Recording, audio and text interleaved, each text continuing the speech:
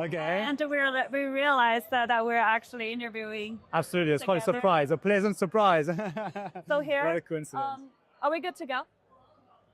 Hi everyone, welcome back. And sitting next to me is Andrew from BlockBook, and we're gonna have a conversation of what they do, and a little bit more about who they are, some spicy questions maybe if you like, and their story with story. So let's get started. A lot of people may be new to what you're building and who you are. So do you mind to give an intro of like who you are? Cool. Yes, absolutely. So BlockBook basically takes user-generated content and we help it earn.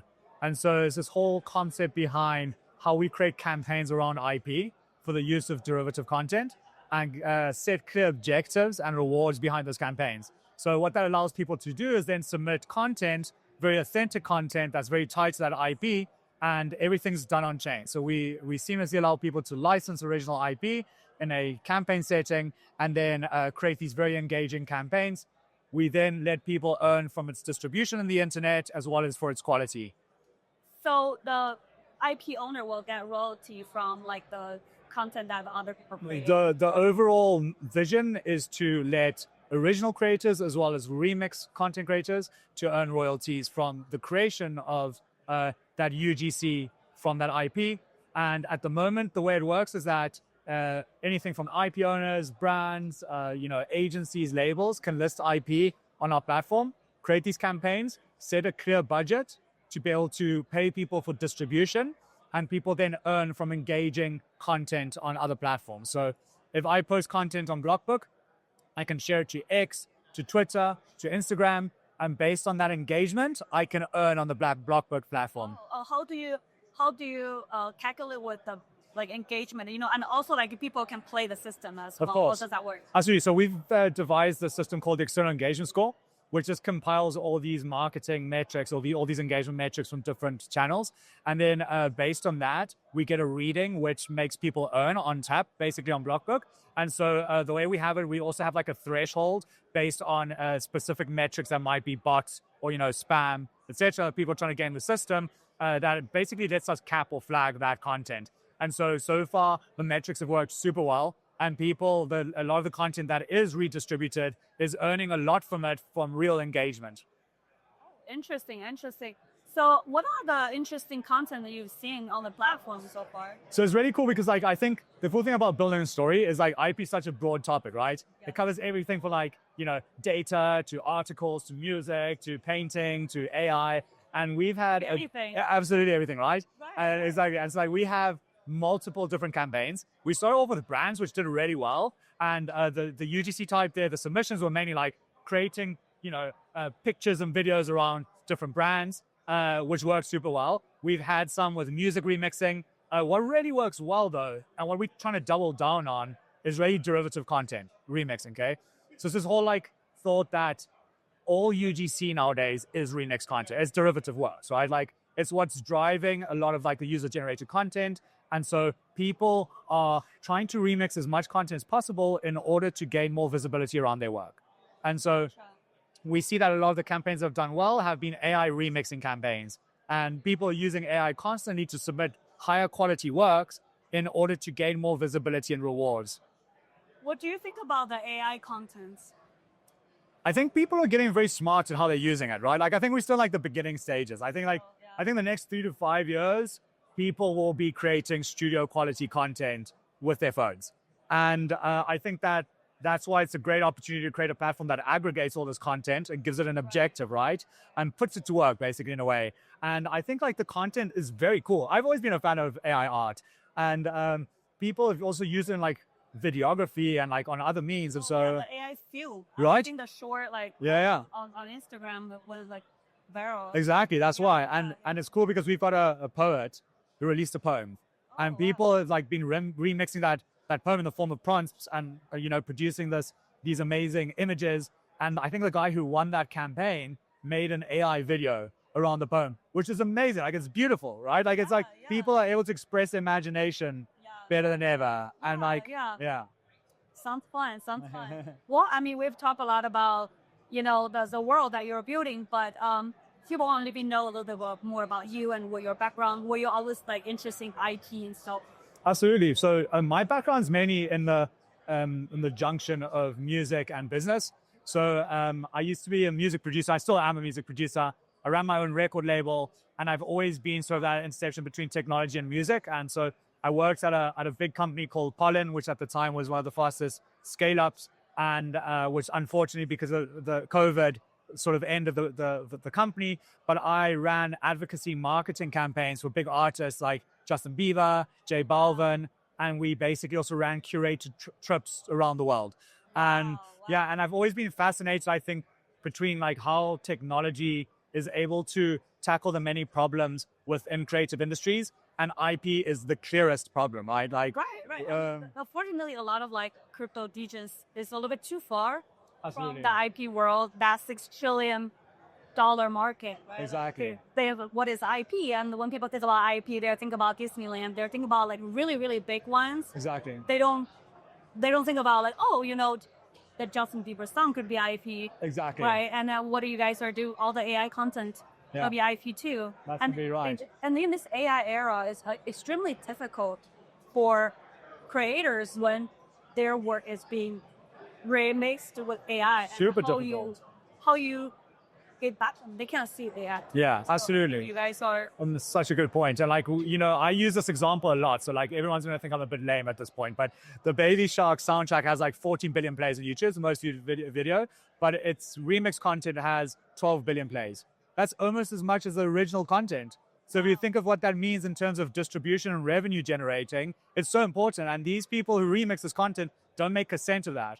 So imagine if you actually offer these people anything for like 5% royalties to like, just a shout out on Instagram for more validation and visibility, to like merchandise and other experiential rewards that drive affiliation. People will be doing it twice as much, right? And it'll drive distribution and revenue. So I think that's what we're trying to tackle with BlockBook, and it's only possible because of story. wow. Well, yeah. You get to the question: why story? Why you choose IP? Well, I mean, I think very few people and organizations can tackle the IP dilemma like Story has so far, and I think it's been amazing and really seamless to use and integrate with. And I think we really into this game because of licensing, and licensing has always traditionally been a really difficult task. I think all traditional licensing methods are stuck in the Middle Ages, and Story has been able to offer an infrastructure that has helped us seamlessly license content in one click. And it's helped projects like BlockBook that have this vision of, inclusion and engagement and distribution to be able to integrate and build something that is very scalable. And so I mean, I've been following Story's journey for a long time. So we've been, really knocking on their doorsteps from the first announcement they made, and the team has been really lovely onboarding us. And, we're proud to be one of their first ecosystem projects. And it's only been, growth ever since. Awesome. Well, I'm going to ask you a story, the most impressive story that you had this story. We're going to have to tell a story here. Oh, gosh. Or the fun story that you want to share. Okay, I can tell you like the most intense story, I think was. Okay, I love that. I think when we launched one of their test nets, we weren't quite expecting how much traffic we were going to drive. You weren't expecting? We weren't expecting, and people were submitting really good content really fast. And the platform wasn't ready for it.